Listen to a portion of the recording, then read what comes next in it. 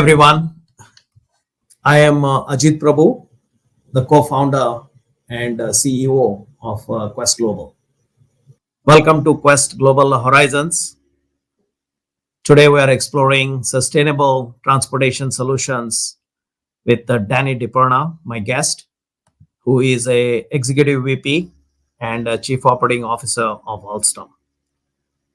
We will be discussing the evolution of sustainable transport, the technological innovations, some of the adoption challenges, and urban planning impacts and global initiatives shaping our future mobility. Thank you, Ajit. Thanks for the introduction. It's a pleasure to see you and a pleasure to be with you today.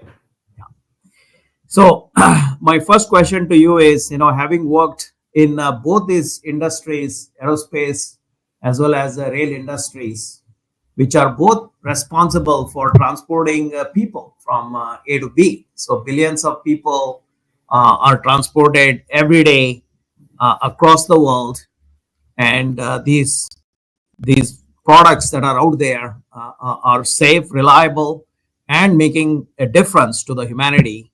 So my first question to you is, having worked in both these industries, what is different and what is same between the aerospace and rail industry? Well, it's an excellent way to kick off and start. I would say the first thing I would say straight to you as an answer on what is similar is two words: higher purpose. Both of these transportation means and modes have a single higher purpose for safe, efficient, and effective passenger experience, passenger transportation. And I would say to you, Ajit, and thank you very much for the kind words at the very beginning of the intro. You're right. I've spent a lifetime, I would like to say, at Pratt & Whitney. My second love is Pratt & Whitney. I'll let you figure out the first love later. But I would say to you that for sure, I took the jet engine and aviation world for granted in terms of technological advancement, technological complexity, systems integration, everything that I thought was, other than flying to the moon or to Jupiter, there is nothing harder, sexier, more technologically challenging than designing jet engines for airspace and for aircraft and in aerospace. I was wrong. I really do want to tell you I was wrong. I underestimated when I was asked to lead the transportation business for Bombardier Rail and now with Alstom. I very frequently say that I completely underestimated the technological advancements, the system integration, the complexity, including the sophistication of design and engineering to make sure that everybody that is on a very high-speed train at 350 kilometers an hour or on regional trains at 160 kilometers an hour start their journey and end their journey safely. So in terms of similarity, I would say higher purpose. I would say in terms of difference, and then I'll go back to you, I'd say carbon footprint. Part of what you want to talk a bit about today, I would think, is sustainability in rail. And I'd say that's one area where transport is roughly 27% of the overall global emissions in terms of carbon footprint emitted to the atmosphere, for which rail is a very, very small percent. It's roughly about 3%. So I would say one difference. Of course, there's many other differences. I haven't seen a train fly yet. That would be different. But in terms of apropos for today's discussion, Ajit, I would say the ability to be closer to a perfect green world. We're much closer in railway systems than we are today in aviation. Let me leave it like that and go back to you. That's great. So from your standpoint, just specific to the rail, what are some of the technological development that you say are crucial for advancing the sustainable rail? Well, I would say that, first and foremost, if I go in a little bit of order, first of all, there are a tremendous amount of legacy fleets out there that are diesel operated. So, as gas turbine engines burn kerosene, legacy railway systems, of which there is an enormous installed base, burn diesel fuel. Locomotives pulling Also, electrification, which we'll get into, depending on the source of the electricity, that also comes with a carbon footprint as well. In my home province that I was born in, Quebec, hydropower is ultimately very clean. Whereas today, India, as an example, is way up there in electrification, but the source of the electricity, I still think, comes predominantly from burning coal. So a bit of a different view in terms of global footprint and contribution to carbon. But I would say to you that, number one, what do we have as an alternative to diesel? So your question about technology, first and foremost, in a full electrified world, if the electricity overhead or below on the third rail is green, then we have electric motors, and we are, by definition, not emitting any carbon. I would say that where we have alternatives is hydrogen, hydrogen fuel cells, and of course, 100% battery automated train system. So that's technology number one, I would say. The other technology that doesn't get always, it's the invisible. And I'd like to venture into that, Ajit. There's the visible and there's the invisible. When you see the physical train, you board the train and it's a pleasant experience for the passenger. You're in the visible. You know it's being pulled. You see the tracks. Everything's visible. The invisible is the digital technology. And what I've come to learn in the railway systems, as a bit of opposed to aerospace, I would say, is the digital system that keeps everybody safe in terms of signaling systems. And in signaling systems, there's a lot more that can be done technologically to push for ETCS level 2, level 3 systems for signaling, so that we could go trans-border. In Europe, for example, many of the countries have their own homologation process. We're working together with the authorities to be able to cross borders. That's another technological advancement from a signaling perspective. The other thing is driverless capability and automation. We have many systems today around the world that are in operation that are driverless. It's not threatening the drivers. More and more and more, it's getting harder to find drivers for these sophisticated vehicles. In the future, you could tell that with driverless capability, we certainly are pushing that technology and being able to be at the forefront from that area. One last thing I would say is resilience. Technologies that are aimed and targeted for a more resilient system, whether it be crosswinds that can affect and provide you a cross force while you're rolling on the tracks at very high speeds, which would then institute a bit of a deceleration and a slower speed of operation, which then, of course, consumes more electricity. It also extends the journey time, but also designs for a higher temperature climate. So having more efficient HVAC systems for passenger comfort when you're operating in Saudi, when you're operating in India, when you're operating in Egypt. And finally, materials, lighter materials, more energy efficient electronics like silicon carbide that don't consume as much electrical power. I would put all of that. I know it's multiple aspects of technology, but Ajit, they're all important and they're all in their own way being funded and pushed, not only by Alstom, but by the industry. Yeah, definitely. As you articulated, the differences between the aerospace, the aero jet engines, as well as the rail, systems. Oftentimes, in engineering, it is a multifaceted problems that we end up solving. And more you get to know an industry, more you realize how complicated machineries are and all the different challenges. So if you were to zoom in just specifically on decarbonizing, right, the strategies that rail companies can adopt to reduce the carbon footprint and transition to cleaner energy sources, how do you see the businesses are all evolving? Well, I think twofold. If I may, I'll start inward and then move outward with my answer. For sure, we need to walk the talk. So our factories, our sites, our maintenance depots, we have an effort for sure to be more energy efficient, consume less electricity, the electricity that we do use with green certificates, ensuring that we are getting the most green available in the city, in the country, to provide power to our factories so that we can produce these wonderful train systems. That's part of, running the operation in a green, responsible, climate-friendly way. Of course, installing solar panels. We have something that we're doing now in Spain, where we have a new solar power production facility in Spain.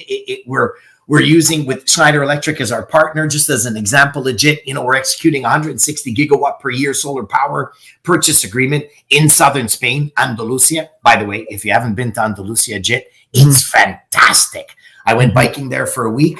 I loved it. So we should go there. That would be a green way to pedal through a beautiful countryside. I digress. But back to your point, starting inward, we're doing what we can. The LED lighting systems. And you would be, some of our factories are almost 200 years old. So it's not a throwaway comment that says that our 477 factories and depots around the world at Alstom need to be greenified within the footprint that we control. After that, I mentioned the green certificates that provide us electricity to make sure that we have a green thread coming into the facilities. The next thing is expanding across the value chain, the design of our train systems, which I kind of mentioned a bit earlier before, but we are spending an enormous amount of R&D, engineering, and innovation to lower the electrical consumption. I mentioned silicon carbide. There are other weight measures. If you take out less weight, you need less energy to move the train at equivalent speed. So we're looking at all of those, and we are investing in those areas. We're investing very heavily in battery. We're investing very heavily in hydrogen, fuel cell.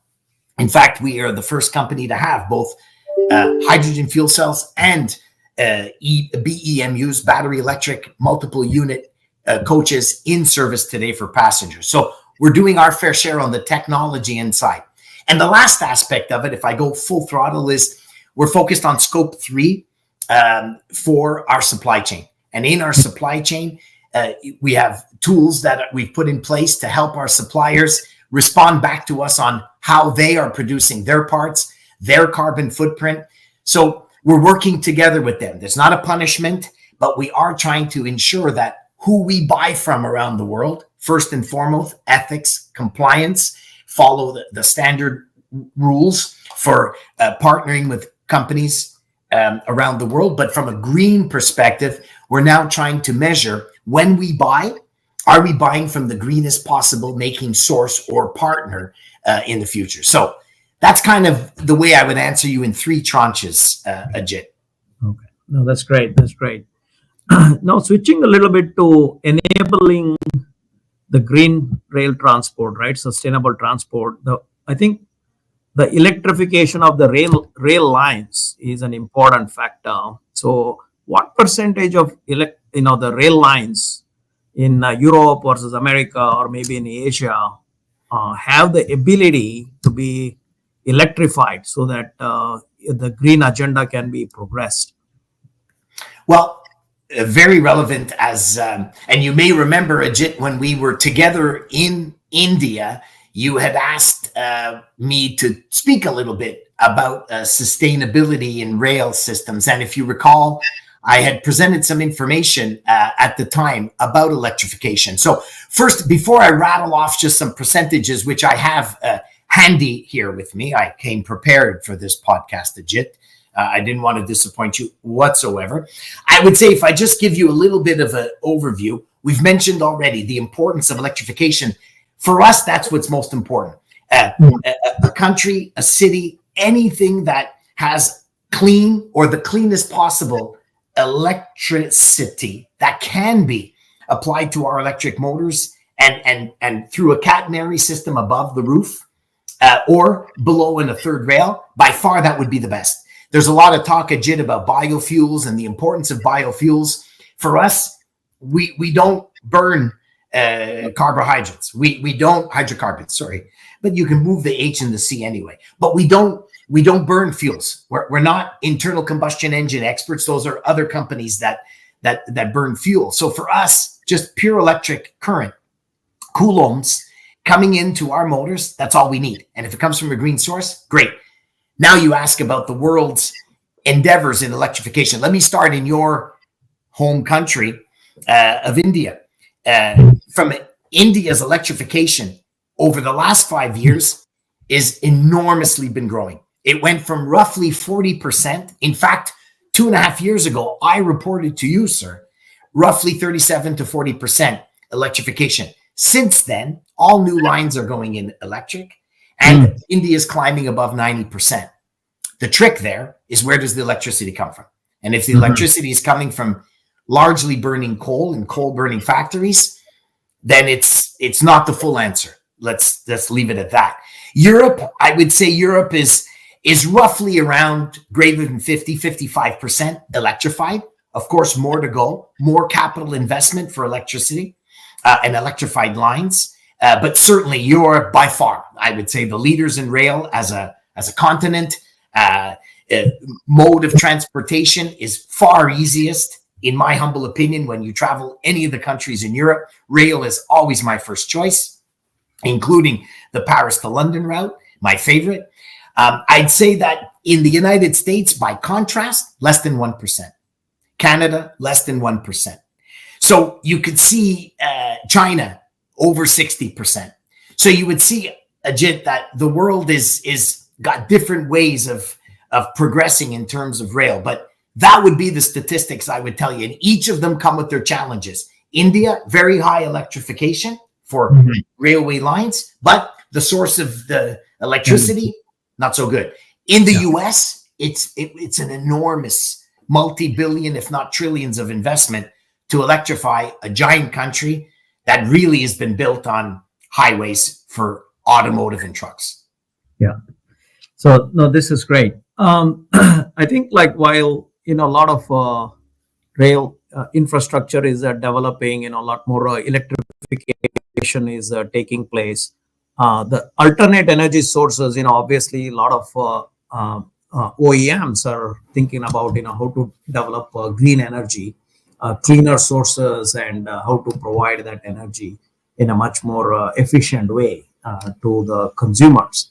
So that, while that is being addressed, I also wanted to ask you a question about how is this sustainable rail is reshaping the urban development? What policies are driving this change across different continents? Yeah. Well, I'm glad you asked, Ajit, because I wanted to go there. I really wanted to talk to you a little bit about the mega trends or macro trend in terms of what's driving it, and then get into a little bit of the challenges that we see from a rail perspective. But number one, just to throw around a little bit of data, if you don't mind. The current population on the planet is roughly 8.2 billion, give or take. Half, I was shocked to read that slightly more than half, 4.4 billion people live in what we call cities. Of course, in each country, the definition of a city, a town, a burb is a bit different. But at the end of the day, half the population of the earth lives in cities. 80% of the gross domestic product, the GDP, is generated by people working in cities. It does not mean that we don't need farmland, we don't need agriculture, we don't need forms of clean, green mining. It doesn't say that. But the facts are, half the people live in cities. So, to your point about sustainable change, and what's reshaping urban development, number one, they forecast by 2050 that, I don't believe it, but that 80% of the population, which is roughly around 10 billion at the time, will live in cities. Honestly, Ajit, you and me will have to live in the country, because if 8 billion people live in cities, oh my gosh, who's living in the rest of the 90% of the world? Forests, oceans, streams. So I don't know if I believe it all. I guess I might not be here to see it all, but let's see what happens. But number one, I would say there's a incredible shift of people to the cities. The next point is, I would say that about your sustainable rail reshaping, number one, traffic. So traffic congestion, you can see already in some cities, including London, where I know it for fact, they're putting a bit of a tax for cars moving into the city. In other words, trying to promote a modal shift to rail transport. And again, legit, as I said, 27% of the pie chart is all transportation means, and really only 3% of that 27% is rail carbon dioxide emissions. So we're already about as green as you possibly can get, with several caveats. That doesn't mean we can't be more. So the trick is, how do we get more people to love riding trains? More governments to invest billions into the infrastructure that's really required for people like you and me to hop on a train city to city to city, very lower hassle. You don't have to be hours ahead of time like we do at the airports.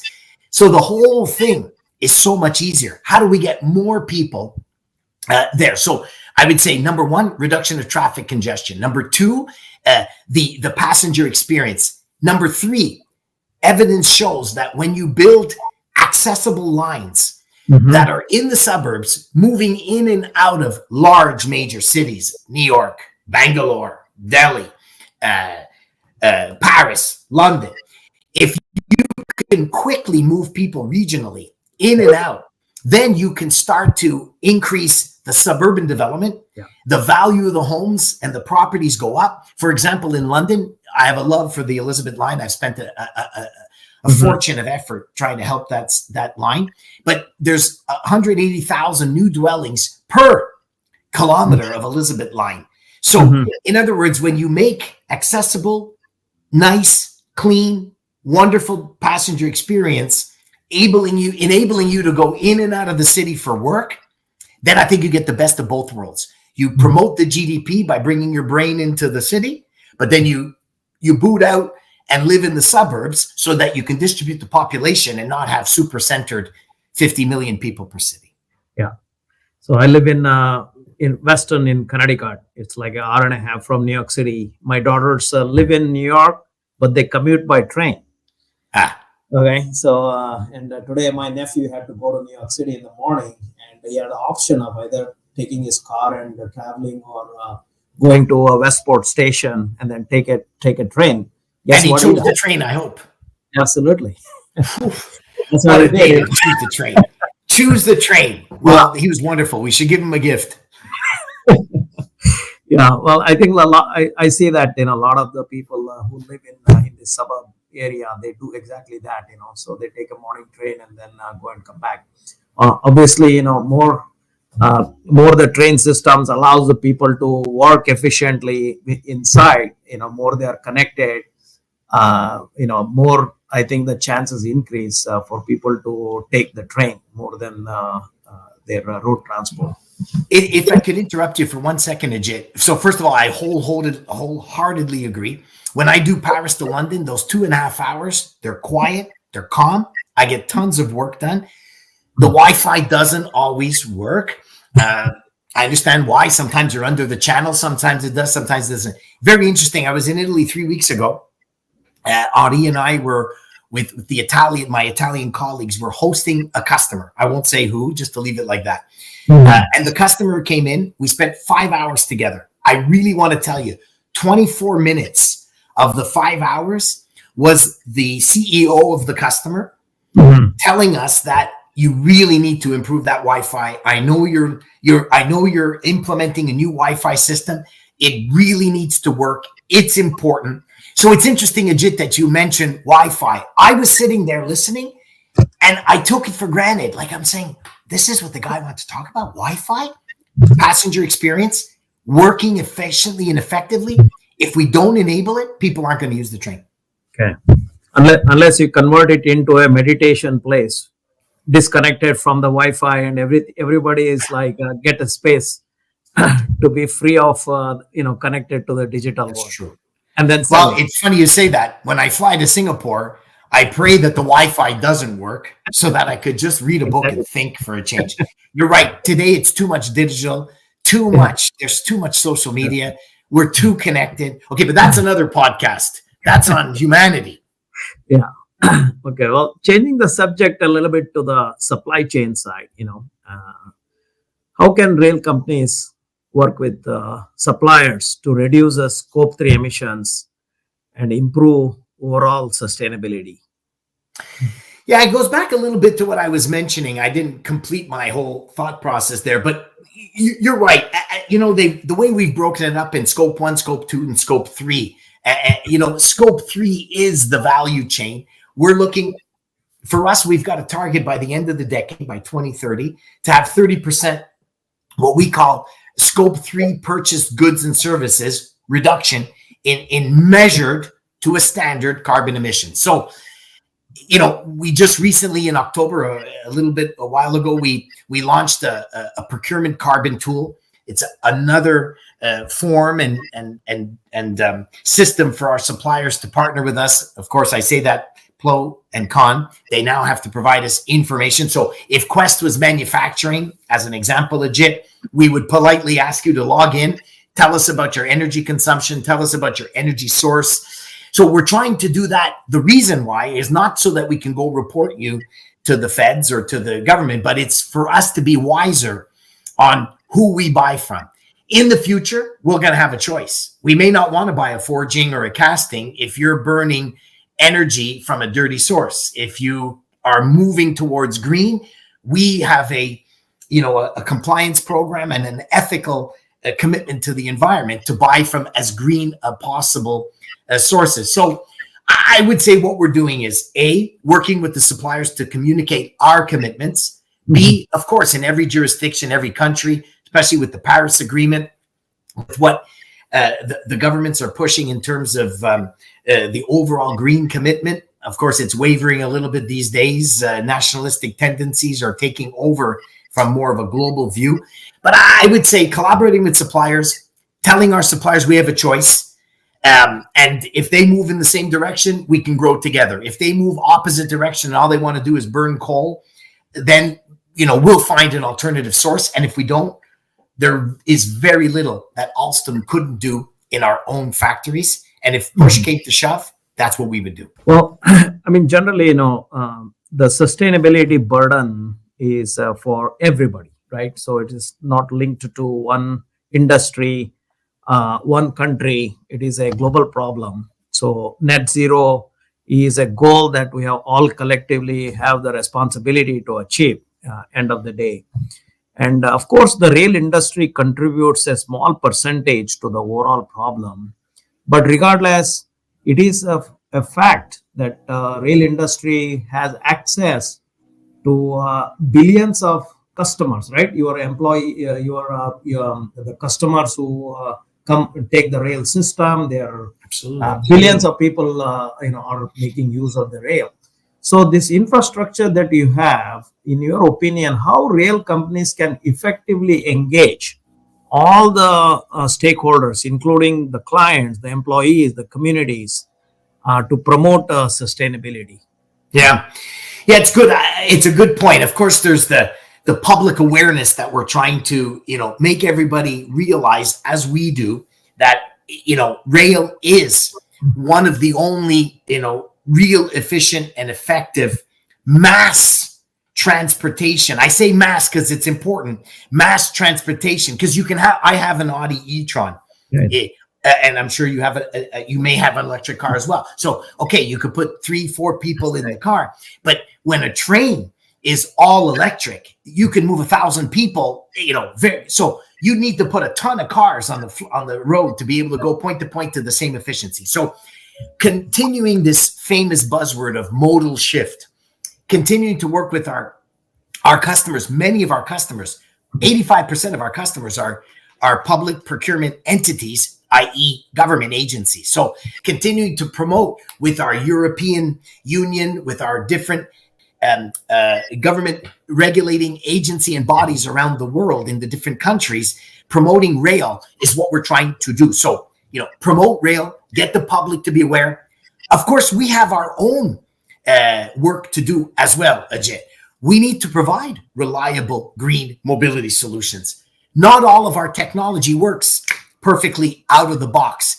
And I'd like to come back to that at the very end of this discussion about the appetite and patience. So if you could trigger me on appetite and patience for technological advancement, I'd like to make that comment.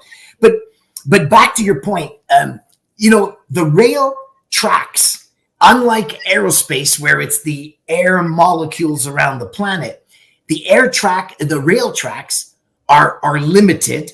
Therefore, you have to either add more rail, which is quite an expensive endeavor. Just look at the two examples that immediately come to mind because I spent a lot of time in England. But HS2 is going to spend billions, tens and billions of pounds for the new very high-speed rail system. It's enacting now. Crossrail, which is a fabulous system, the Elizabeth line, which moves 4.8 to 5 million passengers a week through end-to-end London. It was almost 18 billion pounds to dig the tunnels, to pull the lines, to put all the signaling systems, to buy our wonderful, great Alstom trains. So it costs a tremendous amount of money. But back to the existing lines, you have both in some countries freight and passenger rail traffic on the same lines. Signaling system. I come back to the invisible.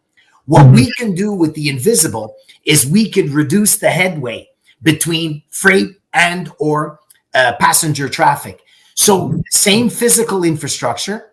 Could we move trains in higher frequency, shorter gap time called headway, and therefore instantly get 25 to 30% more capacity by using smart digital signaling systems to provide the safety system. So that's another way that we can continue to promote and to push for lower infrastructure investment, but get more capacity, i.e. enable more passengers to travel. And maybe, Ajit, if you want, I'll go to that patient comment right now. Appetite and patience. The next thing is for us to continue to invest in hydrogen, for us to invest in battery-powered trains so that we are not requiring even electrification. That's the whole beauty, is where the cost of the infrastructure investment is so high because they don't already have, like in the US, electrification lines or electrical lines, catenary lines. Then let's promote hydrogen and battery power, because then you have to charge up at the station. You either fuel up your tank with hydrogen, you load up your battery and go. My point is, I think the world needs to be more tolerant to these technological advancements, stick with us and partner a little longer. There's teething problems at the beginning of these type of technological advancements. But I would say that some of the contractual terms and conditions are quite onerous. And when a new technology that is not so mature is punished, or the developer is punished very quickly for the shortcomings in that technology maturity, you know what? The business case will never hold water. And that is an obstacle to green, in my humble opinion. Mm-hmm. So you're referring to the policy and regulations and expectations set on the OEMs to be moderated with keeping the longer term in mind, because all these technological evolutions, is an upgrade. It takes a lot more resources, a lot more getting that maturity, which will serve for the humanity on the longer term basis. Yeah, absolutely. The point here is we need co-investment and partnership and not punishment for trying to break the frontiers. Because our planet is going through some hot times right now, and we all know the 1 degree to 2 degrees C can make a huge difference to the future of humanity on the planet. So to punish a company that is trying, and I don't just mean us, the industry, we just need to be more tolerant and more supportive. From a business perspective, legit, the margins are already razor thin. So when you go and invest in this technological advancement and we need to improve if everything is punishing, you know what? It's too hard. Let's just burn fuel. It's easier to burn fuel. Yeah. That's not what we want. Yeah. No, I agree. I think it's a collective burden that we all have, the policymakers, to OEMs and the clients and the people, right? So all the stakeholders have to come together. That's the only way we shall address this problem. So thank you, Danny, for sharing these valuable insights today. where you touched upon the trends that are shaping the sustainable rail in the coming decades.